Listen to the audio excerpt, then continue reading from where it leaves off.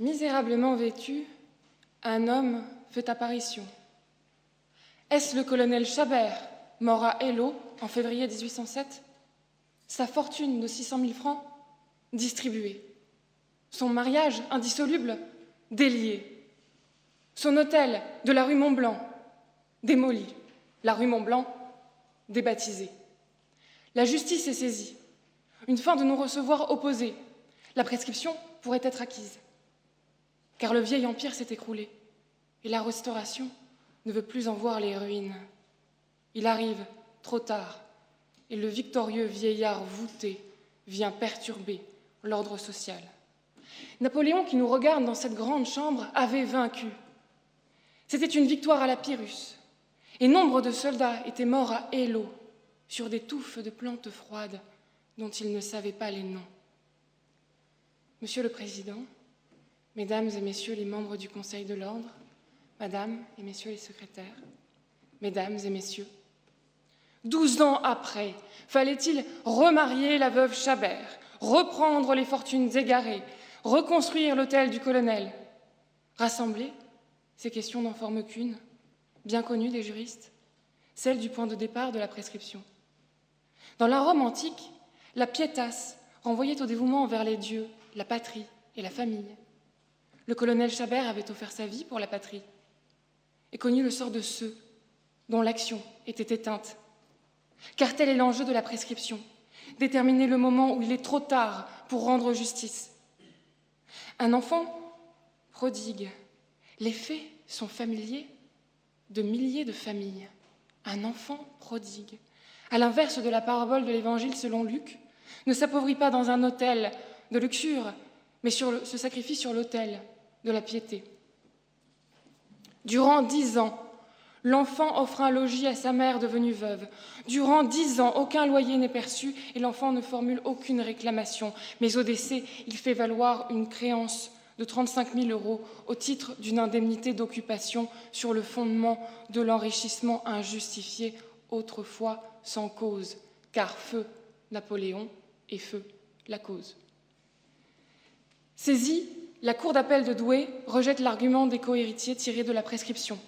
Elle oppose d'un côté la créance issue d'une obligation naturelle exigible au décès et de l'autre la créance tirée d'une obligation à exécution successive exigible du vivant dès lors que les conditions de l'enrichissement injustifié sont réunies. Mais cette opposition est-elle seulement juste?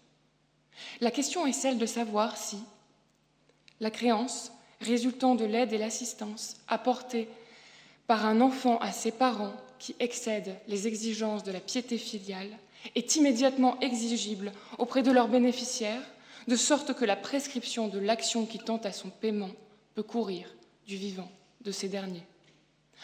En 1994, votre haute juridiction justifiait l'ouverture d'une action in rem verso aux enfants dont l'aide et l'assistance auraient excédé les exigences de l'article 205 du Code civil. L'existence d'une telle créance n'est ici pas l'enjeu. Dans la détermination du point de départ de la prescription, seuls importeront la nature de la créance et son régime. Nous avons passé sur les ruines de l'Empire, de la Restauration et de 4 républiques. Mais le Code Napoléon régit toujours nos interrogations. Les conditions de 2 de ces textes se conjuguent. D'une part, celle de l'enrichissement injustifié, prévue à l'article 1303, et d'autre part, celle de la prescription, prévue à l'article 2224. Ce dernier pose que l'action se prescrit à compter du jour où le titulaire d'un droit a connu ou aurait dû connaître les faits lui permettant de l'exercer. Encore faut-il appliquer ce texte à l'enrichissement injustifié et examiner s'il existe un quelconque tempérament en matière de piété filiale. Autrement dit, pour déterminer l'exigibilité de la créance, l'enfant sacrificiel doit avoir conscience des faits qui lui permettent d'exercer son action et agir avec honneur dans la réclamation de son dû. Que puis-je connaître? Que dois-je faire? S'interrogeait encore Kant. La conscience, d'abord. L'honneur, ensuite.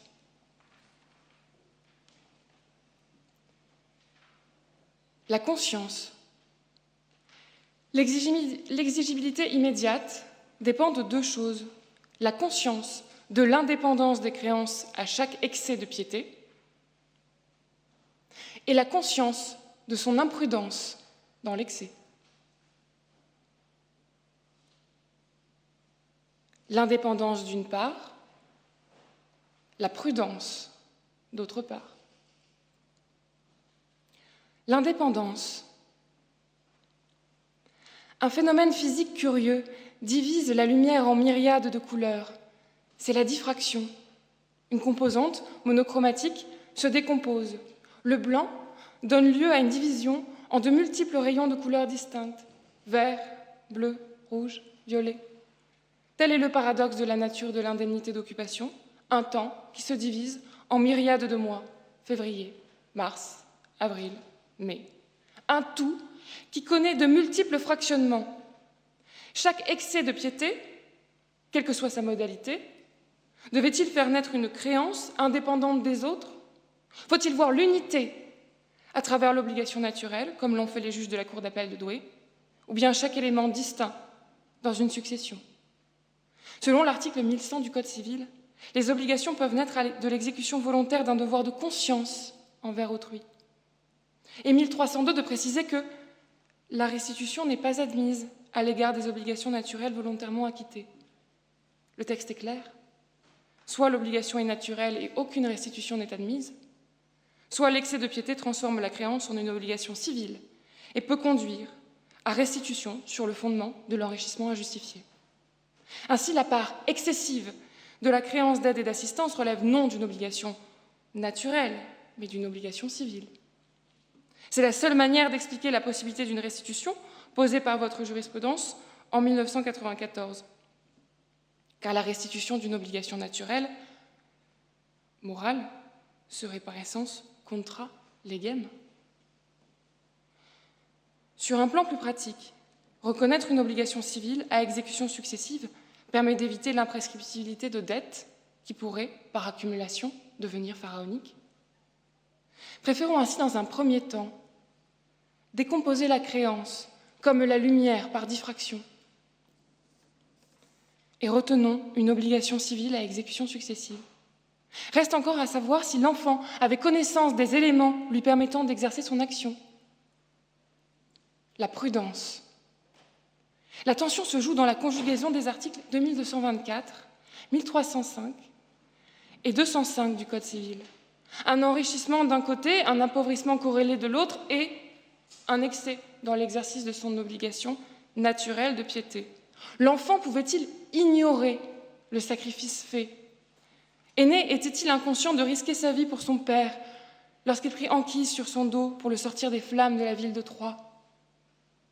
En matière d'enrichissement injustifié, votre jurisprudence considère qu'à l'instant où l'un s'est appauvri et l'autre enrichi, les conditions de l'article 2224 sont remplies, car nul n'est censé ignorer son propre sacrifice.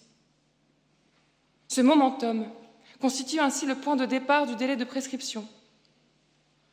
En matière d'aide et d'assistance, que l'enfant n'oublie pas d'être prudent, car si l'on doit des aliments à ses parents, comme le consacre notre droit depuis le digeste de Justinien, l'article 208 précise que les aliments ne sont accordés que dans la proportion du besoin de celui qui les réclame et de la fortune de celui qui les doit.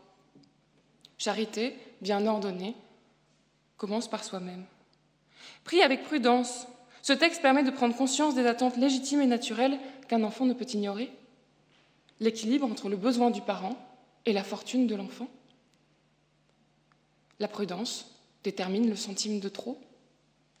Mais les conditions exigées fussent-elles remplies?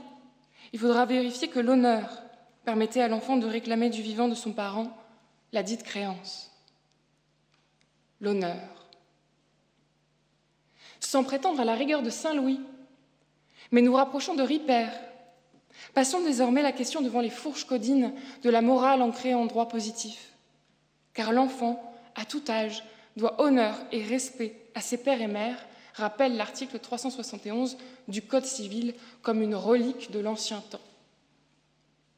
L'honneur qui invite à la dignité lorsque l'on sollicite son dû.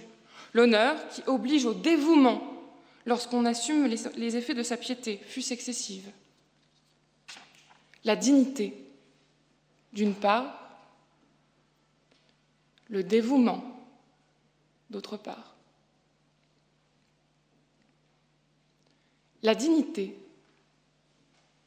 À la mère qui donna le sein flétri, qui apprit à l'enfant à lasser ses souliers, qui sans cesse arrangeait les mèches bouclées et les cravates pour qu'il fût joli.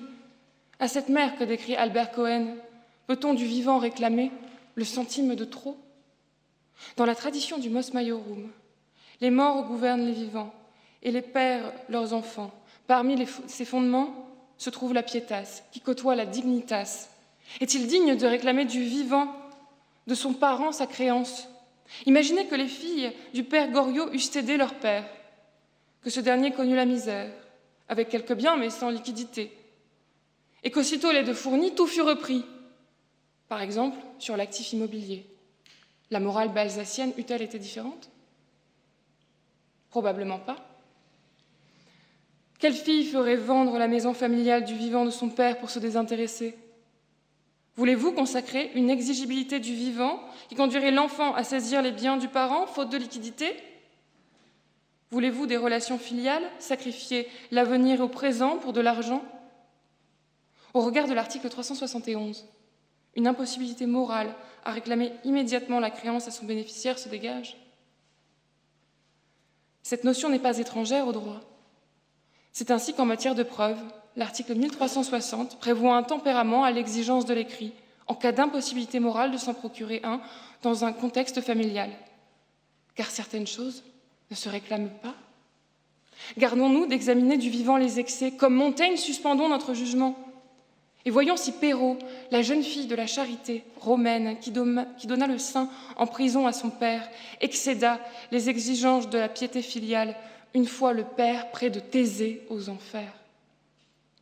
Que la paix des familles prime, et pour éviter de contrarier la piété elle-même, le dévouement s'impose. Le dévouement. Un voile pudique couvre le patrimoine de nos aïeux, soumis à tant d'aléas. Au décès de Charlemagne en 814, le Divisio Regnorum de 806, rédigé à Thionville, selon les traditions franques, est caduc. 2 fils sont morts et quelques terres ont été acquises entre-temps. Qui aurait pu prévoir qu'il laisserait à Louis le Pieux un royaume unifié? Au contraire, combien d'enfants espérèrent un jour hériter de Louis d'Or, de palais en pierre de tuffeau et de Vison, et combien découvrirent le poids des dettes et les saisies des huissiers? Accepter le désintéressement de l'enfant au jour du décès, c'est accepter la possibilité qu'il ne soit jamais désintéressé. C'est le choix qu'a fait l'État, avec l'allocation de solidarité aux personnes âgées, prévue par le Code de la sécurité sociale. Accordée du vivant, cette aide ne peut être recouvrée par l'État qu'au décès du bénéficiaire, sur l'actif successoral, et au risque que ce dernier soit insuffisant. La créance de salaire différé, issue du Code rural et de la pêche maritime, offre le même fonctionnement. Celui qui participe à l'exploitation agricole du vivant peut exercer un droit de créance après le décès et contre la succession.